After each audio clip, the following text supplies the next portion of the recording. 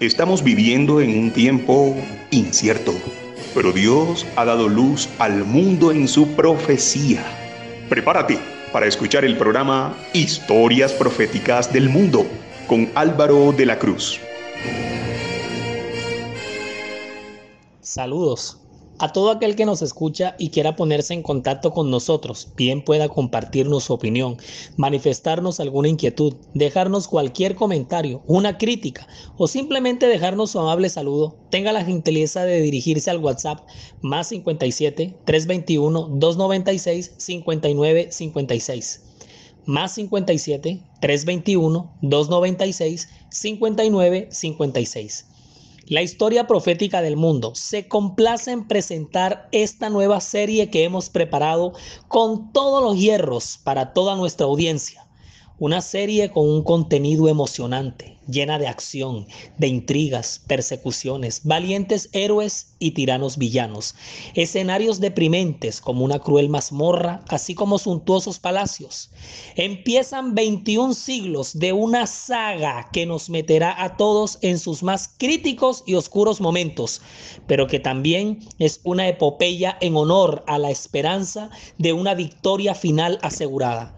Empezamos la serie de La historia de la iglesia. Es la historia de una heroína, o sea, de una protagonista, de una diva, de la dueña y señora del escenario, pero que como típica protagonista va a sufrir los estragos del infortunio y las desavenencias en su búsqueda de la felicidad junto a su amado.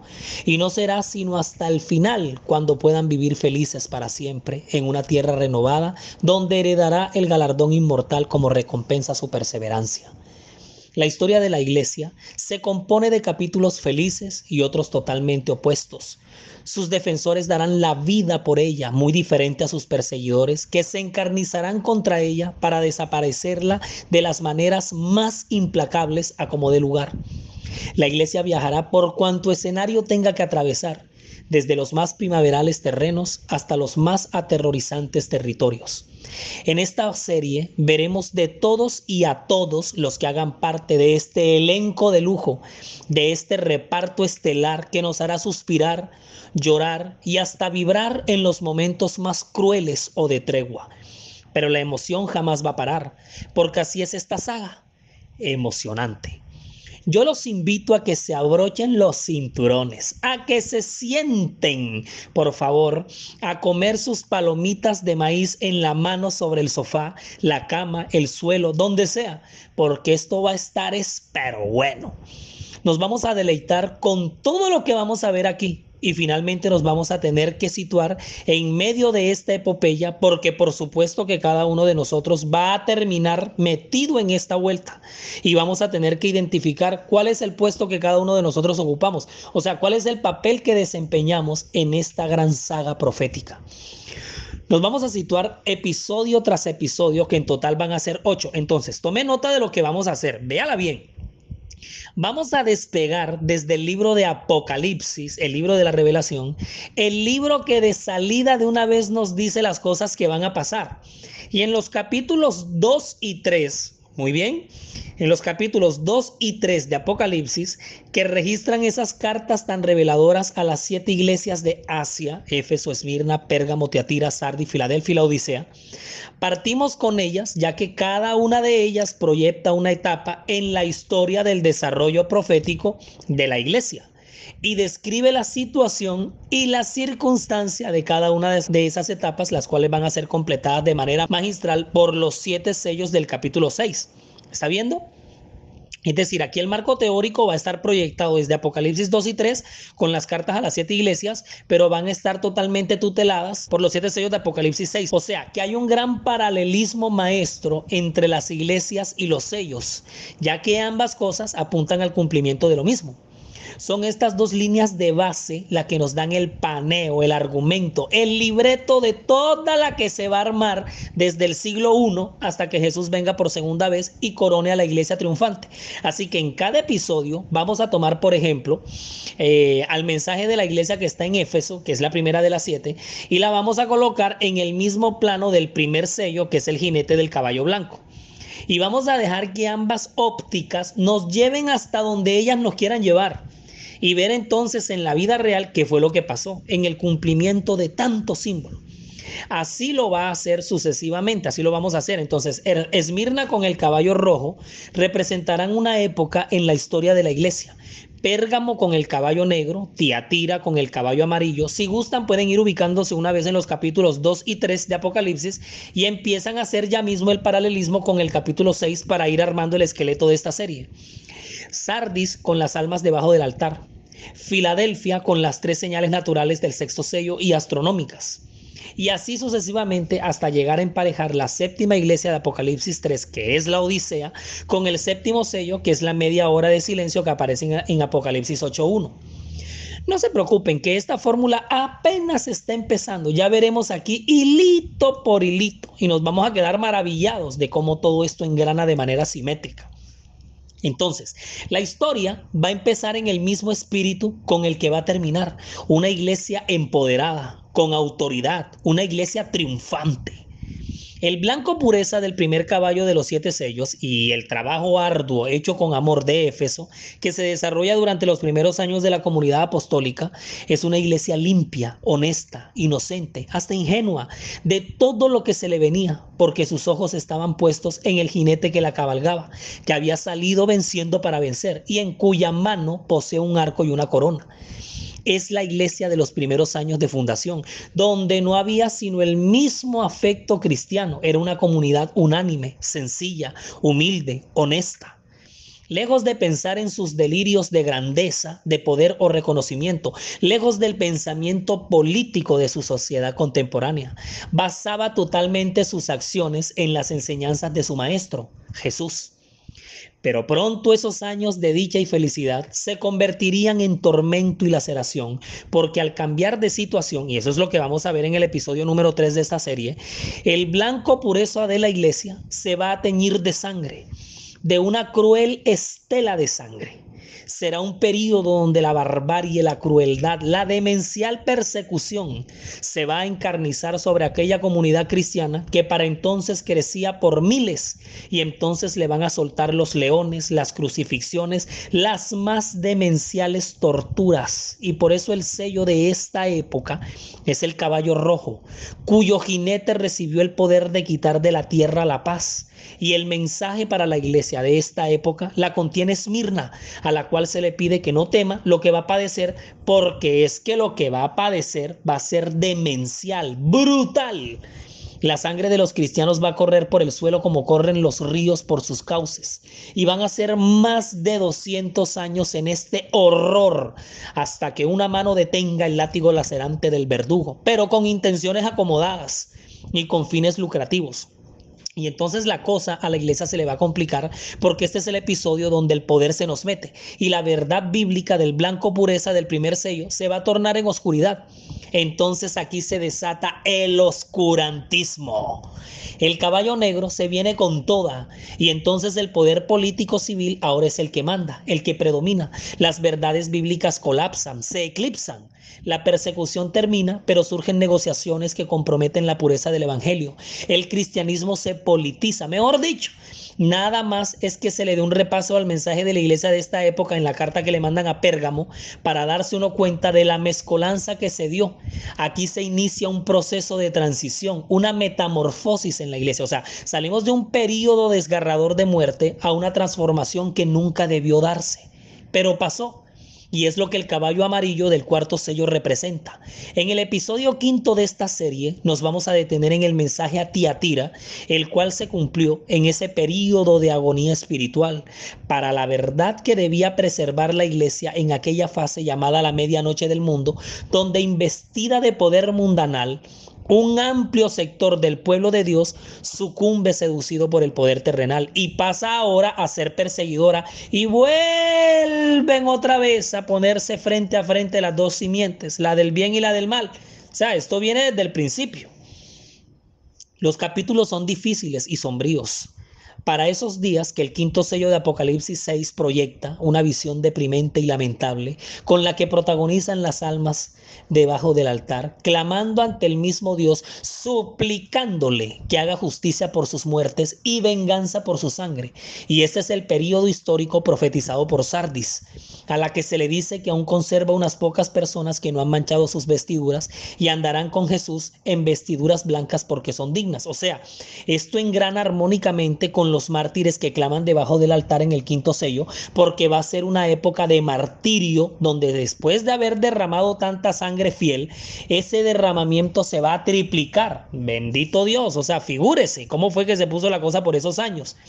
Por eso de entrada, esta serie nos empezó diciendo el camino difícil de la novia de Cristo y cómo surge como una especie de tregua en ese camino, de pausa, se abre una pendiente final como una especie de tobogán, donde los últimos capítulos de la historia de la iglesia se van a poner críticos en otros aspectos que no fueron tocados directamente en las persecuciones anteriores.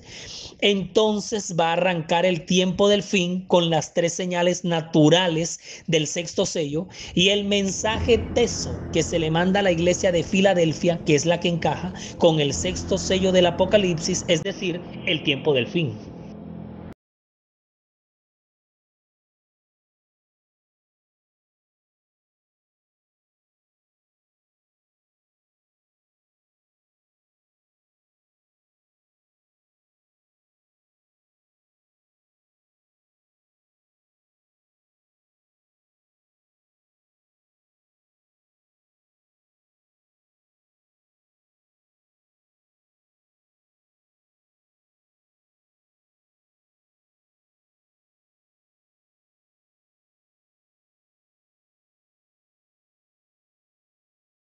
Están disponibles para escuchar y descargar en Anchor.fm. Búsquenos como La Historia Profética del Mundo y con el mismo nombre nos encuentran en Spotify. La Historia Profética del Mundo también está en YouTube. Siga nuestra cuenta. Dele like a los videos y active la campanita de notificaciones para que le llegue de inmediato cualquier contenido que se vaya compartiendo. Nuestra página web oficial en internet es www.lahistoriaprofeticadelmundo.com. www.lahistoriaprofeticadelmundo.com. Estamos en las redes sociales, Facebook, Twitter e Instagram. También aparecemos como la historia profética del mundo. Mejor dicho, ¿saben qué? Para que se acabe tanta parafernalia, en todas partes nos pueden encontrar con ese nombre. Todas las cuentas se llaman así, porque es el nombre de este ministerio electrónico. Lanzarse aquí en este programa a relatar la historia de la iglesia es de por sí ya una cosa bastante arriesgada, o sea, toca meterse con una cantidad de acontecimientos, eventos, fenómenos, sucesos, movimientos, de todo. Aquí pasó de todo y por aquí va a pasar de todo. Empezando por la utopía o el sueño, el anhelo, el ideal, ese fascinante y a la vez fugaz momento pentecostal de pureza apostólica en medio del reciente ascenso de la Roma imperial, después de su monumental periodo como de república, luego del legado que nos dejó el mundo griego.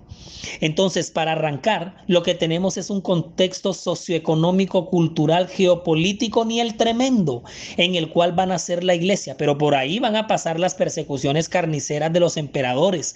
Y cuando lleguemos a ese episodio, de verdad que vamos a sentir que estamos en un verdadero plan de exterminio demencial.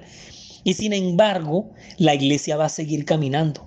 Se va a dar la toma de Jerusalén en el año 70 y los judíos van a salir volando por todos lados del mundo hasta ese entonces conocido. Se va a montar el oscurantismo y entonces se va a formar el arroz con mango porque revienta el sincretismo entre el paganismo y el cristianismo y eso no se va a entender. Se desencadena una ola de corrupción y se inicia un proceso de paganismo al interior de la iglesia cristiana promovido por Constantino, quien adapta las formas paganas en expresiones del cristianismo, imágenes, la adoración del domingo, el uso del rosario, etc. Y a través de concilios y congresos son consentidas todas estas prácticas por los jerarcas religiosos.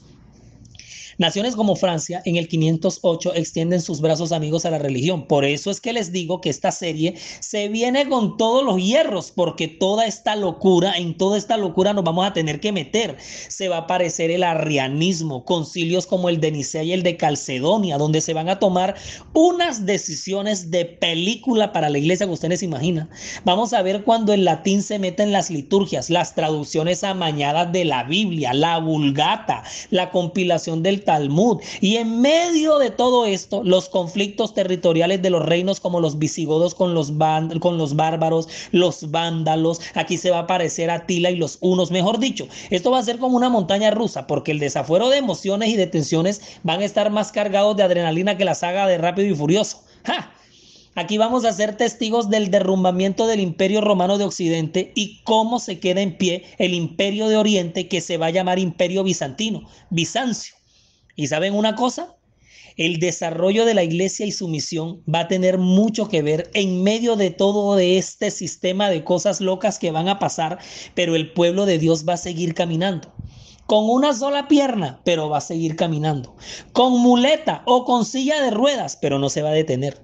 Seguirá avanzando, aunque ante sus propios ojos el sector paganizado de su misma gente esté construyendo las más imponentes y suntuosas capillas, templos, catedrales, monasterios, abadías y basílicas como la de Santa Sofía y de la de Notre Dame, mientras que a los grupos perseguidos por su propia fe les va a tocar a reunirse debajo de un palo medio seco en los más profundos escondites entre las montañas y las villas, o en el peor de los casos, entre las peñas y las rocas, como cuando llegue el vicario de Cristo y tome por usurpación su identidad en la tierra, y entonces se forme el verdadero tropel, porque entonces la iglesia paganizada va a afligir a muerte a ese sector de la iglesia que se va a conservar fiel. Entonces se van a iniciar los 1260 años de persecución. Es el periodo de los decretos y de las imposiciones, de las indulgencias, nada más y nada menos que en cabeza del sistema papal. Y ahí sí, mi hijito lindo, sálvese quien pueda, porque se instituye el Tribunal del Santo Oficio, o para que me entiendan mejor, la Inquisición. Y como para terminar de poner la cosa más emocionante de lo que ya viene, va a surgir el Islam. Los musulmanes que se venían gestando desde los tiempos de Ismael, el hijo mayor del patriarca Abraham. Entonces entra en escena la Liga Árabe, y si nos arma la trifulca, porque se viene la invasión musulmana contra el papado y la iglesia remanente en la mitad. Y le voy a decir una cosa: si de casualidad a usted se le ocurre irse para el baño en el episodio cuando esto se esté narrando, no se extrañe que cuando regrese encuentre cantidades de muertes regadas en el desierto resultadas de las 9 cruzadas, que también se van a tocar aquí, porque vamos a estar en el epicentro de la medianoche del mundo. Entonces, mientras el papado sigue en la construcción de sus basílicas, los musulmanes empiezan a levantar mezquitas como la de Damasco en Siria o la de Córdoba en España, y los valdenses siguen congregados en grupo en grupo, debajo del palo seco que ya les dije, pero la iglesia sigue caminando.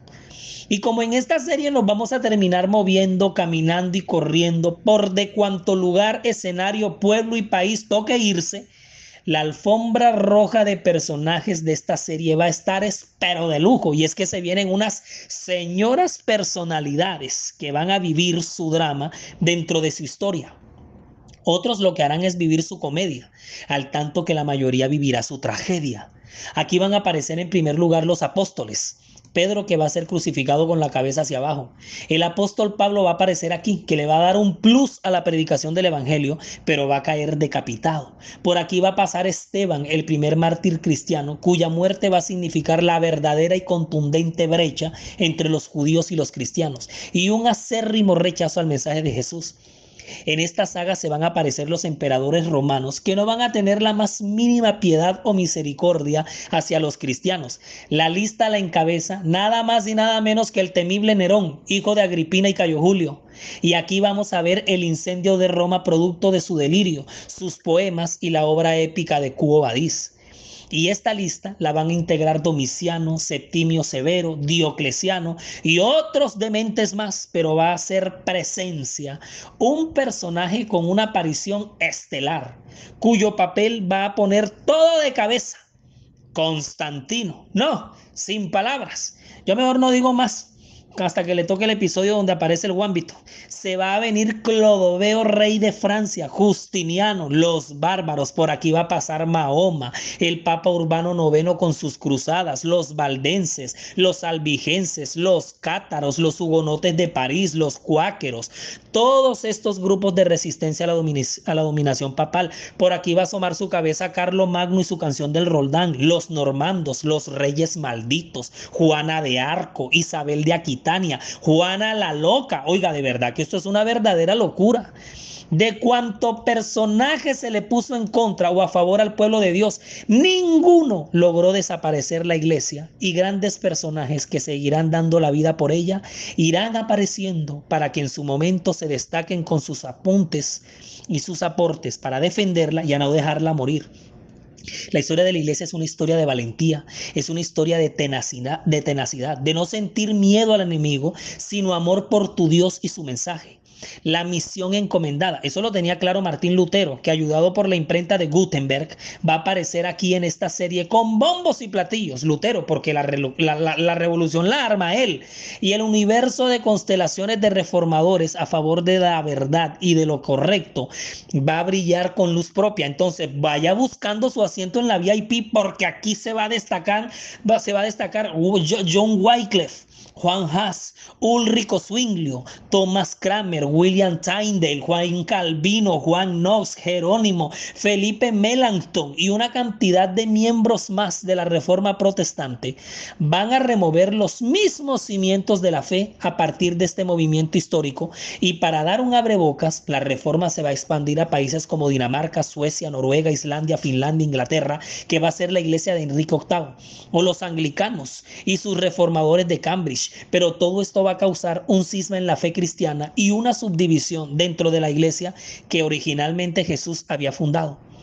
Y es que a la par de todo esto que hasta ahora hemos mencionado respecto a los fenómenos suscitados y los personajes precursores de estos mismos, el pueblo de Dios se va a mover en medio de los movimientos literarios y artísticos que directa o indirectamente van a desafiar la pureza de la fe. Entonces por aquí nos vamos a meter por el terreno del Renacimiento, de la Ilustración, el arte gótico. Por aquí vamos a atravesar por el barroco, la escolástica y de cuanta escuela filosófica se ponga de moda, la Edad Media. Nos vamos a meter por el siglo de las luces. La iglesia se va a enfrentar al iluminismo, el teocentrismo, el heliocentrismo, el debate astronómico. La iglesia va a sobrevivir a la Revolución Francesa, al misticismo, etcétera, etcétera, etcétera. Hoy por hoy vivimos el desafío del posmodernismo en la fe.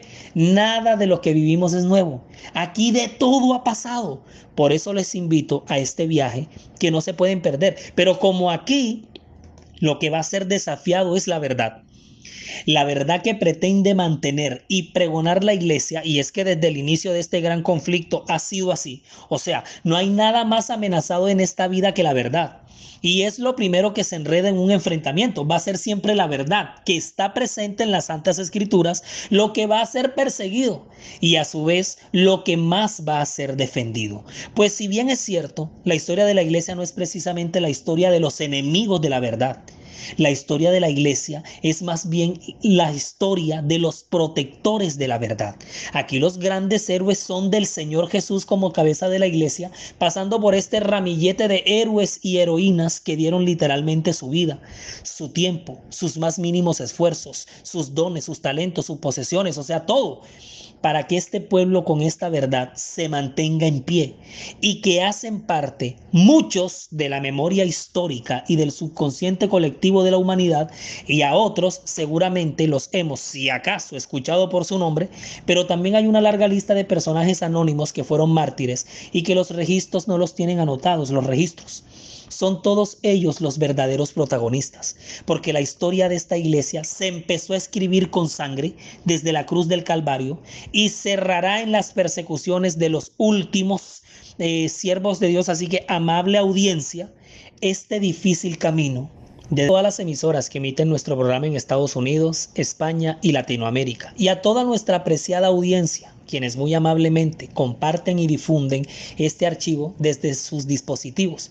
Y un saludo muy especial allá en Santa Marta, Colombia, a un chico, un adolescente, que es fan de estos programas, tiene una libretica, él los apunta, los reestudia y quiere llegar a compartirlos porque quiere llegar a convertirse en un gran misionero. Samuel, para ti un gran saludo y un gran aprecio. También tú apareces en la historia de la iglesia. El dolor, el martirio, el sufrimiento no era lo que se le pasaba por la mente de todo aquel mar de mártires en el momento de su lapidación, de su decapitación o de la crucifixión. Era el gozo indescriptible de dar la vida por el evangelio y la gran satisfacción de sostener en alto la verdad y no dejarla caer humillada ante el arrogante enemigo. Esteban, cuando fue apedreado, convirtiéndose así en el primer mártir del cristianismo, o Jacobo el Mayor, quien murió decapitado 10 años después de Esteban, llegando a ser el primer apóstol mártir. Pero ¿qué pues diremos de Mateo, Perpetua y sus compañeros esclavos Felicidad y Revocato? Así se llamaban. Y aquí se me iría el tiempo mencionando a todos los que hemos recopilado en la fase documental preparatoria de esta serie, pero que tan solo nos ponemos a pensar que la cabeza de esta iglesia, que es Cristo Jesús, fue lacerado y finalmente crucificado de la forma como lo fue. Tratémonos de imaginar un poquito el horror que vivieron todos esos fieles en los siglos venideros, tratando de conservar a como diera lugar la pureza y la transparencia del mensaje de su maestro. Y eso es precisamente lo que vamos a ver en el próximo episodio, el segundo de esta serie, donde nos detendremos en esa primera época del primer amor de este pueblo que Dios siempre ha querido mantener entre sus hijos. Así que no se lo pueden perder, porque ya estamos conectados con esta saga. Resumimos y nos fuimos. 1. La historia de la iglesia es la historia de un pueblo que tiene la victoria asegurada. 2. Diferentes épocas han acompañado su peregrinaje en esta tierra, épocas de gloria y épocas de dolor.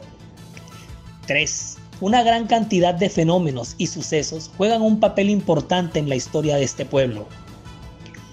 4. Personajes buenos y malos se van a pasear por los episodios de esta serie, dejando cada uno una grande lección que aprender.